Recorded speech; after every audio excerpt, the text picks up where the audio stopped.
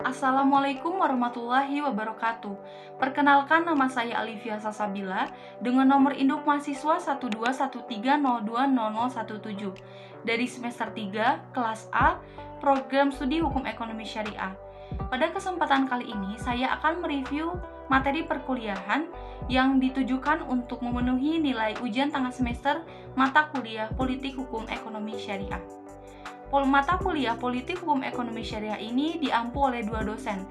Dosen pertama yaitu Bapak Profesor Dr. Fauzan Ali Rasyid MSI dan dosen kedua yaitu Bapak Lutfi Fahrul Rizal SSY MH. Pada pertemuan ke-1 membahas mengenai kontrak belajar yang disetujui oleh dosen dan mahasiswa terkait bagaimana sistematika pelaksanaan perkuliahan dan bagaimana kewajiban dan juga hak bagi dosen dan mahasiswa.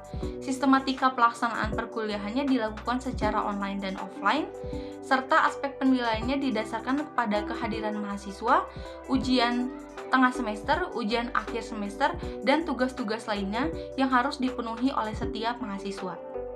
Pada pertemuan kedua membahas mengenai konsep dasar politik hukum. Istilah politik hukum itu berasal dari bahasa Belanda yaitu Rechtspolitik yang berarti kebijakan dalam penetapan hukum.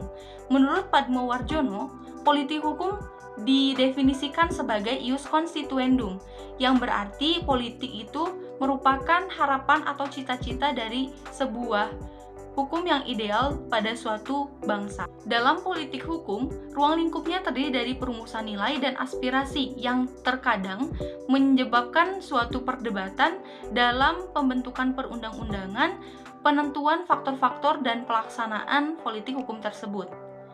Selain itu, politik hukum juga memiliki batasan dalam ruang gerak, kekuasaan, lembaga, serta aspirasinya. Politik hukum dalam merumuskan kebijakannya harus didasarkan pada pengetahuan yang sistematis. Artinya, pengetahuan tersebut harus dapat dimaknai, memiliki metode, dan dapat bermanfaat dan juga berguna. Sehingga politik hukum ini membutuhkan suatu cabang ilmu lainnya, karena kebijakan yang ditetapkan harus didasarkan pada ilmu yang mendasarinya, bukan semata-mata dari kehendak penguasa kebijakan tersebut. Oleh karena itu, politik hukum memiliki hubungan yang erat dengan cabang ilmu lainnya seperti ilmu hukum, hukum tata negara, hukum administrasi negara, ilmu politik, dan ilmu ekonomi. Pada pertemuan ketiga, membahas mengenai relasi politik dan hukum. Para ahli seperti Hans Kelsen dan L.A. Hart mengatakan bahwa hukum tidak memiliki relasi dengan politik, karena hukum itu ideal, murni, dan dapat berdiri sendiri. Hal ini menyebabkan lahirnya suatu sistem hukum kontinental, yaitu suatu sistem hukum yang menempatkan hukum sebagai sumber utamanya. Akan tetapi, ada pula yang mengatakan bahwa hukum itu berada di bawah politik, artinya politik memegang peranan hukum tersebut. Kebanyakan para ahli berpendapat bahwasanya hukum itu tergantung kepada siapa yang memberikan perintah kebijakan tersebut. Artinya, kehendak dari sang penguasa memegang peranan penuh terhadap pembuatan hukum tersebut. Hal ini menyebabkan lahirnya suatu sistem hukum Anglo-Sakson, yaitu suatu sistem hukum yang didasarkan pada jurisprudensi atau keputusan para penguasa kebijakan. Dengan demikian, hukum itu tergantung pada kondisi politik, karena pada dasarnya politik itu memengaruhi isi atau substansi, struktur, dan budaya hukum itu sendiri. Sebaliknya, politik tanpa hukum akan buta karena tidak memiliki acuan normatif kemana kekuasaan itu harus diarahkan. Oleh karena itu, politik dan hukum memiliki relasi layaknya simbiosis mutualisme, di mana keduanya saling terkait dan saling membutuhkan satu sama lain. Pada pertemuan keempat membahas mengenai sejarah politik hukum. Sebenarnya sejarah politik hukum ini tidak dapat diketahui kapan adanya dan siapa pencetusnya. Akan tetapi, pada zaman Yunani kuno telah dikenal politik hukum sebagai disiplin ilmu akibat dari ketidakpuasan dan kegelisahan para teoretisi dan para filsuf terhadap penemuan hukum yang selama ini digunakan, dan kehadirannya dijadikan sebagai antitesis terhadap aliran hukum konvensional yang beranggapan bahwa hukum itu independen dan tidak memiliki relasi dengan intensitas pendukung.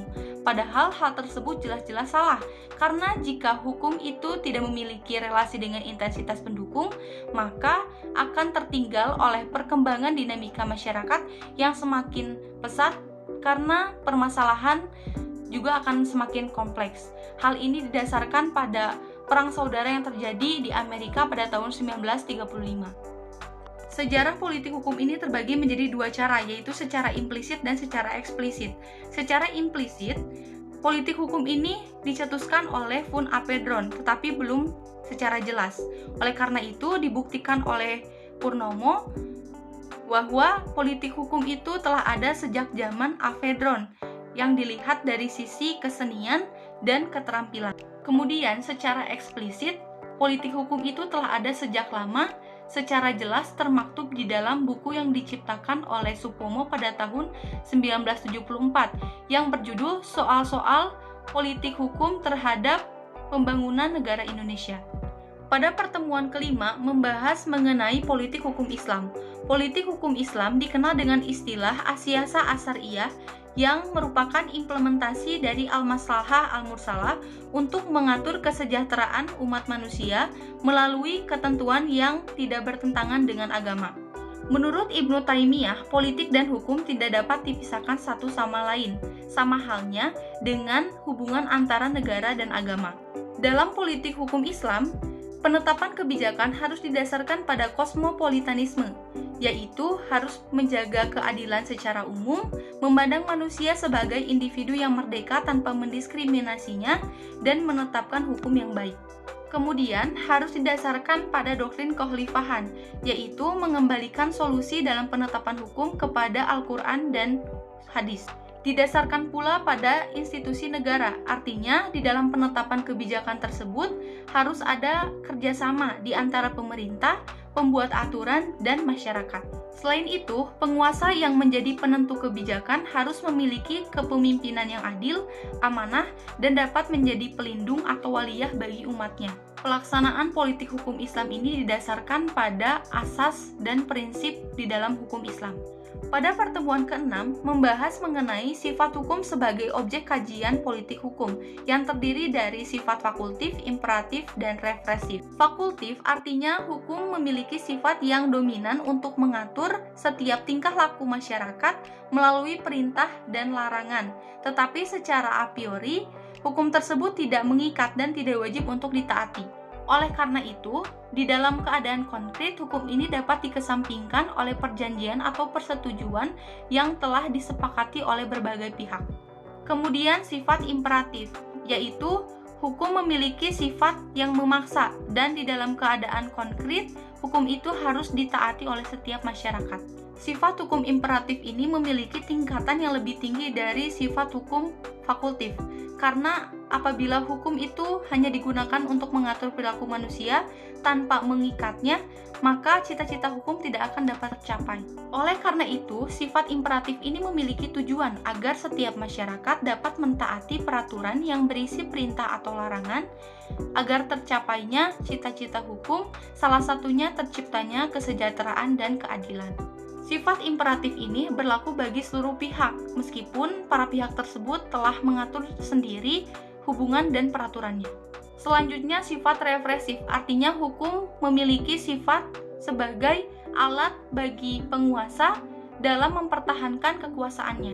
Sifat represif ini lebih tegas dan mengikat daripada sifat imperatif, serta posisi kekuasaannya lebih tinggi dari posisi hukum. Oleh karena itu, dalam sifat ini tidak mengenal adanya kompromi dan kritik karena didominasi oleh kehendak dan kekuasaan dari penguasa itu sendiri, sehingga masyarakat hanya diwajibkan untuk mematuhi, bukan menyetujui segala kebijakannya. Pada pertemuan ke-7 membahas mengenai kelanjutan dari sifat hukum sebagai objek kajian politik hukum yang terdiri dari sifat progresif, otonom, dan responsif. Berdasarkan asal katanya, progresif memiliki arti sesuatu yang berarah kepada kemajuan dan berhaluan kepada perbaikan keadaan. Hal ini berarti hukum lebih mengedepankan kepada perkembangan aspirasi masyarakat dan membangun negara hukum yang berhati nurani agar menghasilkan keadilan yang memihak kepada kepentingan rakyat sebagai pergerakan dalam proses perubahan agar terwujudnya kesejahteraan dan kebahagiaan, serta terciptanya kehidupan masyarakat yang lebih baik dengan mendorong peran publik bukan peran penguasa negara. Sifat hukum progresif ini merupakan kebalikan dari sifat hukum represif karena lebih mengutamakan kepentingan masyarakat daripada kepentingan penguasa. Kemudian sifat otonom memiliki posisi semi antara sifat progresif dan represif, tetapi lebih mendekati kepada sifat represif. Hal ini dibuktikan berdasarkan karakteristiknya, di mana sifat ini membatasi diskresi atau kebebasan mengambil keputusan sendiri oleh penguasa negara dan membatasi pula partisipasi dari masyarakat. Oleh karena itu, sifat otonom ini lebih mengedepankan kepada prosedur yang benar yang dilakukan dengan cara teliti agar tidak terjadinya kekeliruan. Selain itu, dalam sifat otonom ini terdapat unsur pemaksaan dengan cara penyerahan wewenang yang dilakukan secara sempit.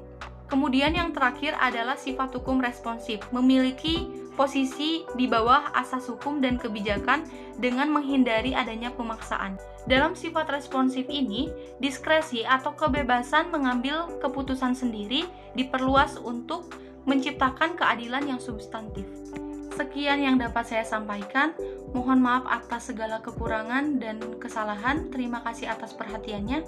Wassalamualaikum warahmatullahi wabarakatuh.